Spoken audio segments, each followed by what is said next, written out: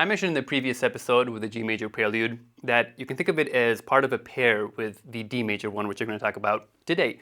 They are both what I have called just a billion times the quintessential preludes of the Well-Tempered Clavier. So I do suggest going back to that episode, at least for the introduction, because a lot of the stuff that I'm going to say here will just, it's kind of a continuation or a rehash of what we talked about in the G major prelude. Why is this one also quintessential in a slightly different way? Well, one of the same ways that it's quintessential is that it's also bathed in major and minor thirds. I mean, right from the beginning, third, third, third, third. From beginning to end, the piece is just a glorious testament to how wonderful, how beautiful a root note and then a third, whether major or minor above it, how beautiful that can sound. It's also a wonderful pedagogical exercise. The difference is that whereas in the G major prelude it was about arpeggios, here it's really about scales, having notes that are much closer together. It's also incredibly difficult. While I do think the G major prelude maybe is just like a notch more difficult than this one, they're really both peak.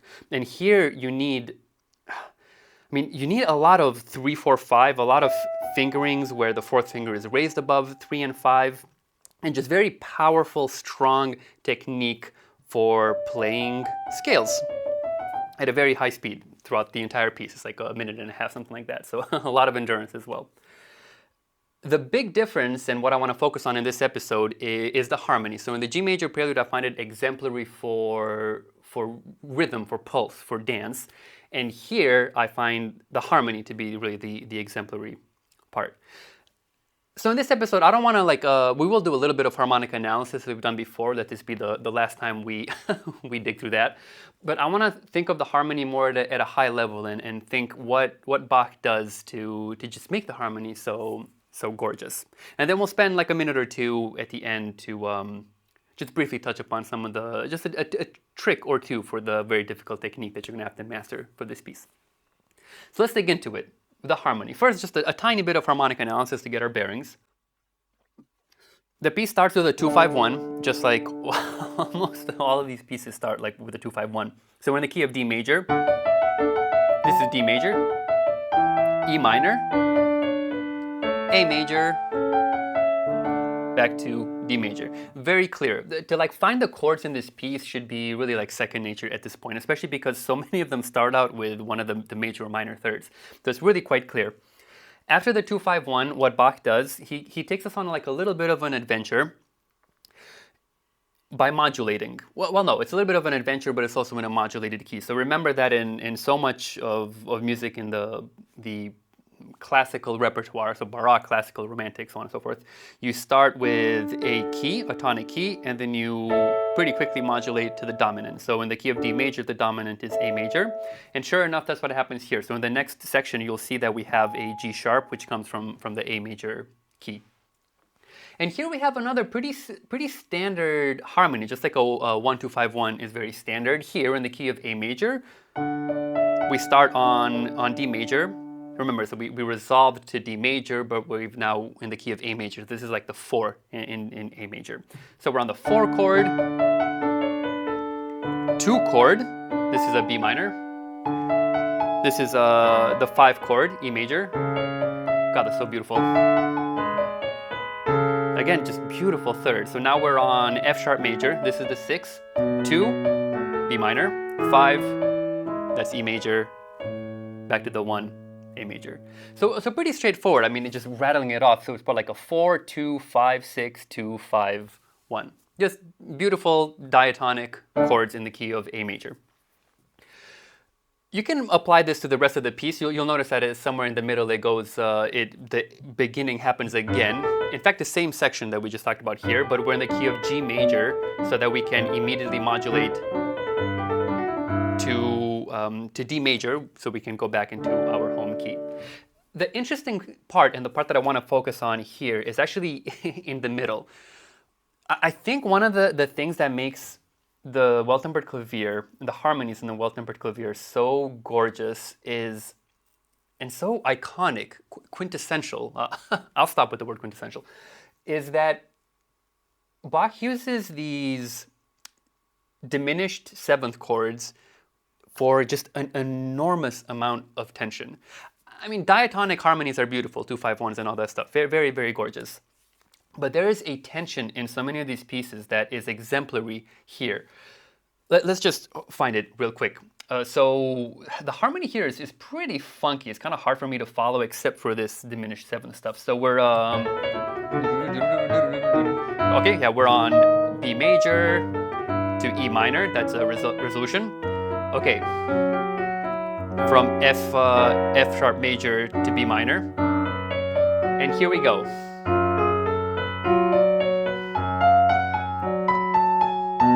Oh, excuse me. Let's dig into that. Sorry, I was kind of speeding up, and I kind of ruined the moment a little bit for you. But let's just break this down. What do I mean by using these diminished seventh chords for tension? So we're going to resolve to F sharp minor, which is kind of funky because we had an F sharp major, which is the fifth of B minor, and then we're going to want to resolve to F sharp minor. Very interesting. Anyways, F sharp minor, what's the dominant? The 5 is C sharp, okay? Take the C sharp, raise the root note, and we have this diminished seventh chord, which, as we've talked about a billion times, acts as the dominant, as the fifth that wants to resolve to F sharp. But look what happens. The bass note holds on to this F sharp note, which creates this just amazing dissonance over here.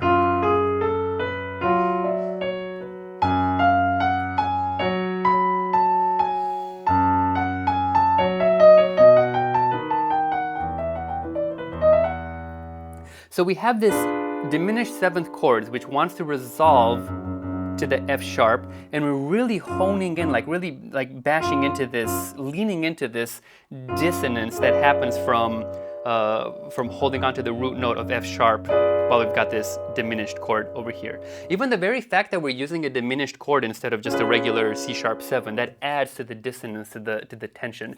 The same thing happens again a little bit later. So we've E minor, E, we got another 2-5-1, A major, and now we're in the next section. So this is D7, G, D again, B. Okay, here we go. E to A minor. Now we've landed on this B7, and what we're going to do, we're going to resolve to E minor. Again, this diminished seventh with a lot of dissonance to go to B minor. So we want to go to B minor. What's the dominant? That's F sharp. We've got an F sharp 7. Take the root note, the F sharp, move it up a half step to a G.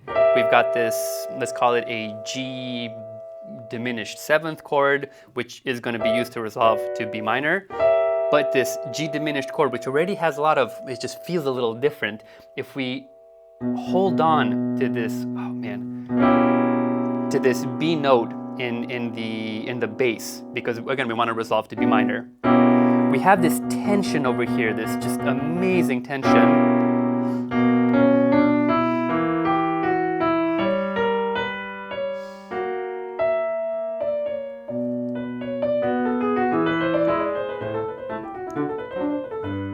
That resolves, the tension gets released when we resolve to B minor. This idea, this happens a lot, in really a lot of pieces. Bach presents us a harmony, like it starts with a simple harmony, like a 2-5-1 or a 1-4-5-1, something like that. And then maybe he hits us with another diatonic harmony in the dominant. And then there's a section that has a lot of tension, usually using a diminished seventh chord or a very dissonant, a big dissonance between the bass and the harmony in the right hand, or somewhere further up in the notes. And then the harmony, that dissonance gets released, and we either do it again or we resolve, we end the piece.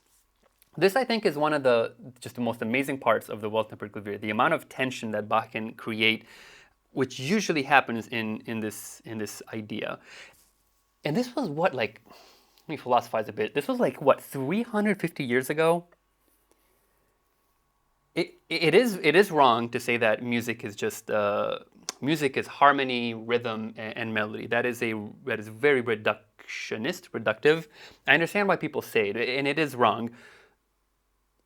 Let me not use the word but. It is wrong. No, I'm going to use the word but. But here in Baroque music, when I think this is really when not no polyphony started way before Baroque music, but there is some sort of harmonic peak here with Bach. I mean, again, peak is just wrong to say. Man, I'm saying a lot of weird stuff. Peak is wrong to say because we've had other peaks as well, and we keep still doing a lot of interesting stuff with harmony and with music in all sorts of ways. I guess what I'm trying to say is already 350 years ago, Bach found this amazing idea of having a diatonic scale, having some beautiful harmonies that just became culturally ingrained, like a 2-5-1. And the idea of tension, release, dissonance, consonance is just such at the forefront of these harmonies. It's just amazing. I absolutely love it. And it's so interesting to think that the harmony is not even close to my favorite part. They are beautiful. I find them amazing in this whole collection. But the fact that the dance elements are just, I would really say, at the forefront, is just amazing. Bach as a composer really blows my mind. I almost don't understand how he existed. Anyways, that's the piece. I'll leave the rest of it for you to figure out harmonically, but it's more of the same. Let me end with just a tiny bit of technique. So I mentioned that you need you need very, very powerful fingers, especially 3, 4, 5. So what I really just think you need to find 5-finger exercises, but make sure that you put yourself in some awkward positions as well. So having the 4th finger above 3 and 5 can be awkward. We've talked about this before, just the way that the 4th finger is built. But you need this here. You absolutely need it. It's just, there's no way around it. Any fingering you find for this piece you're going to end up in some situations where you're going to have something a little funky. Speaking of fingering, we talked about this in the G major as well. My main tip here is, just like in the G major one, do not try to find a fingering so that you're not throwing your hand way too often into the key bed, out of the key bed, into the key bed, out of the key bed. Try to use the 2nd finger instead of the thumb in certain situations. Let me give you an example. So, okay. This is actually a case where I use the thumb. Let me find a better example.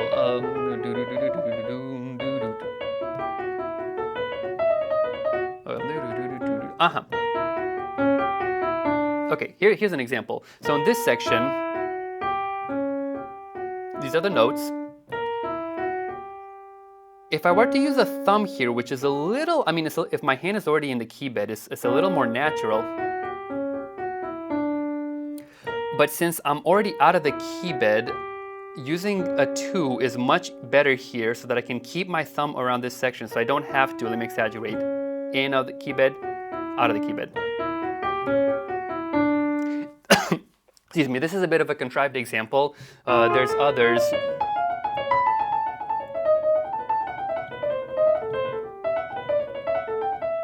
Okay, here's a great example. This is really the best example.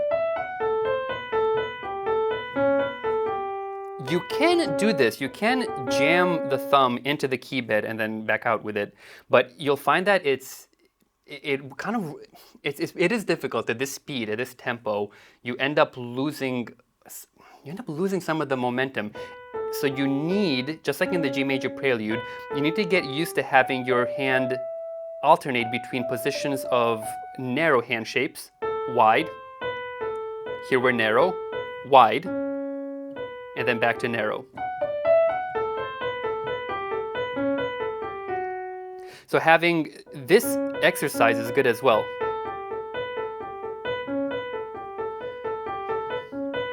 So that you can practice just quickly throwing your hand wide open before moving it back to in a more narrow shape. I apologize. I should have prepared these examples a little bit better. The idea is to try, if you find yourself using the thumb, and be aware of when you you've moved your hand from a position out here to a position in here because you need to put your thumb on a key. And in those situations, see if you can maybe use a different fingering so that you don't have to do that. And usually that happens by using the fourth finger. The last fingering thing I want to mention, and this is right at the beginning as well, you'll want to, okay, here. Excuse me, not quite at the beginning. Here when we've resolved. Okay, you see what I did there? I put my fifth finger, even though I started with the fourth finger on this F sharp, I moved to the fifth finger so that I can more easily open up my hand and move down here. Again, okay, you see that? I move to my fifth finger so that I can more easily get to the next note. This is a pretty big win for me, using on the highest note before moving to a much lower note using the fifth finger. Maybe that's not as important for you, especially if you have bigger hands, but I guess ultimately just be aware of the fingering is very important for this piece, and try to keep your hand as still as possible. The more you're just moving it all over the keyboard, the more difficult it's going to be for you. Okay, that was it for the piece. Wow, we did it. We went through, we do have a couple more episodes. I'm not going to tell you how many, although I guess you'll know after the fact. You will know for people watching this in the future. But we've reached a peak. Really, we've reached a, what's the word here? I mean, the last two, I just gave it away. There are two more episodes. The last two episodes are also very difficult, but they're difficult in a slightly different way, and they are easier than these pieces. This G major and D major, I do think is, if I were to choose two pieces to represent this collection, it really would be these ones, because again, they are just absolutely gorgeously bathed in major and minor thirds, which is the reason it's called the Well-Tempered Clavier. It was tuning the thirds to be as beautiful as possible, at the risk of having less stable fifths and stuff like that. They're pedagogically wonderful in scales and arpeggios, which are two building blocks for the piano. They're very difficult and just amazing harmony, amazing rhythm, beautiful pieces, very, very beautiful. Hope you enjoyed the episode. Let's hear the piece.